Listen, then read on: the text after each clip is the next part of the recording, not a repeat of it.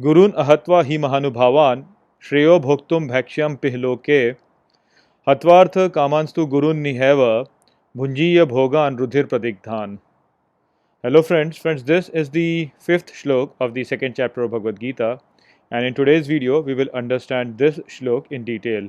So let's first go over its meaning. So the shlok says Gurun ahatva hi mahanubhavan, which means by not killing his excellency the preceptor, Shreyo, which means is creditable, Bhoktum bhaksham api ihaloke, which means even if one lives by begging in this world, Hatvartha Kamanstu, which means by killing for wealth and enjoyment, but Gurun Nihaiva, which means the Guru here surely Bhunjiya Bhogan, which means one enjoys Rudhir Pradigdhan, which means died with blood. So in this shlok, Arjun is telling Sri Krishna that he thinks that it's better to live by begging in this world instead of killing one's preceptor. And even if one kills his preceptor and enjoys life, then that life that he enjoys will be stained or dyed with blood.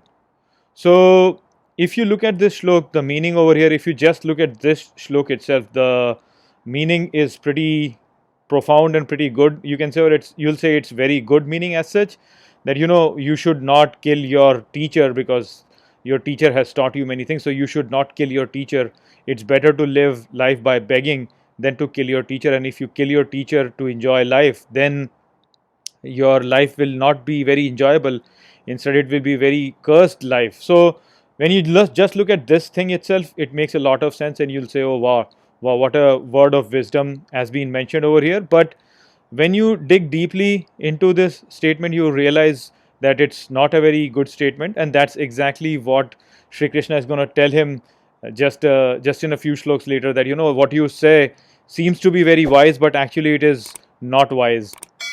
So let's understand the situation basically. So Arjun over here is about to start war with the Kaurav army, and if he does not fight this war, then the Kauravs will be the Pandavas will be thrown out of the kingdom, and they will pretty much have to live by begging itself, because then they'll lose everything that they had worked for earlier, and it's just going to be a life where they'll have to beg.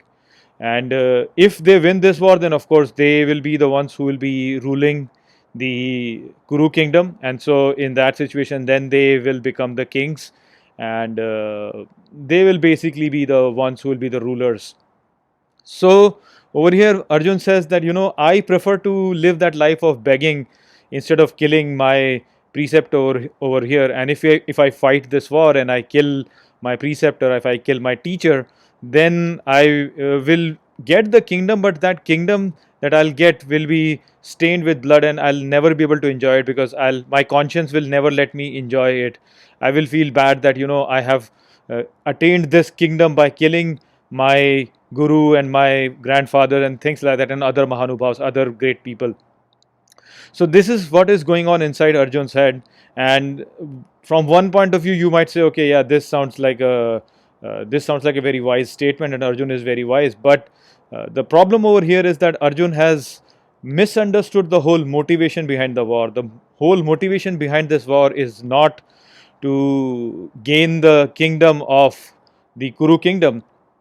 The motivation behind this war is to not let Dhritarashtra's son Duryodhan and all these people become the kings of Kuru kingdom, because if they become the kings, then they will destroy this whole Kuru kingdom, and they will basically create so much tyranny that the people who are the people of Kuru kingdom, they will basically become, their life will become very miserable. So that's why this war has been fought over here, not because of the kingdom's pleasure that Arjun is thinking over here.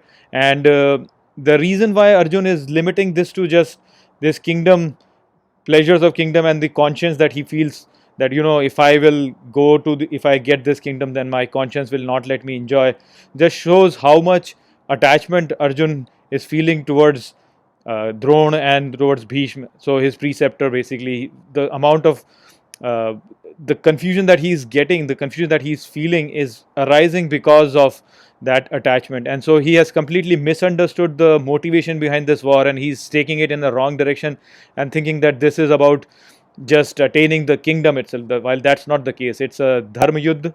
It is a war for establishing dharma, not for really attaining a kingdom. So I hope I've explained this shlok well to you. With that, I'll close this video. I'll see you all in the next video. Take care.